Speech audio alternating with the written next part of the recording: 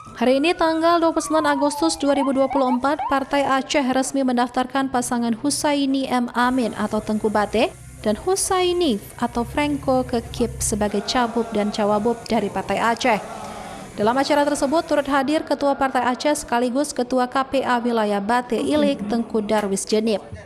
Juga turut hadir beberapa petinggi KPA dan PA diantaranya Penhantu, Kapla, Apawan Janggot Jenip, Tengku Mursal Kutablang, Suhardi atau Ka'bah, DPRK terpilih dari PA Menteri dan juga Ketua DPRK Biren dari Partai Aceh Rusyidi Mukhtar Esos atau Celangi, Tengku Amriyadi dan ratusan masyarakat Kabupaten Biren. Husaini M. Amin dan Husaini Franco berkomitmen untuk mewujudkan Biren ke arah yang lebih baik, memperbaiki segala sektor dan siap menampung semua aspirasi masyarakat Biren. Tengku Darwis Jenip mengatakan apabila kami terpilih, maka butir-butir MOU Helsinki akan kami perjuangkan. Perjuangan kita belum selesai, perjuangan kita masih panjang.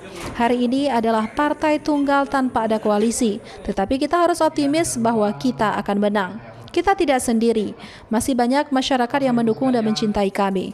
Kita adalah pejuang dari dulu sampai sekarang, kita masih seorang pejuang, darah dan semangat perjuangan kita masih sangat kental. Walaupun cara berjuang hari ini berbeda, tapi jangan pernah lupa dari mana kita berasal. Walaupun tanpa koalisi sebagai partai yang pendukung, dukungan masyarakat adalah hal yang utama. Tengku Bate juga berpesan Partai Aceh-nyo adalah urang cik perjuangan. Walaupun ada banyak sekali partai hari ini, kamu yakin getanyo urang Aceh tidak akan pernah melupakan seurang cik getanyo. Menang, kamu dasar daripada GAP. Tujuan kamu menang, kamu yang boleh poin-poin dalam MOU. Untuk kesejahteraan rakyat, menyiapkan jalannya dan menumpukan sejahtera. Jadi harus selesai deh MOU, poin-poin dalam masalah MOU baru kesejahteraan rakyat Aceh. Ini yang utama. Dari Kabupaten Biren, Musriyadi iNews melaporkan. Partai Aceh menang.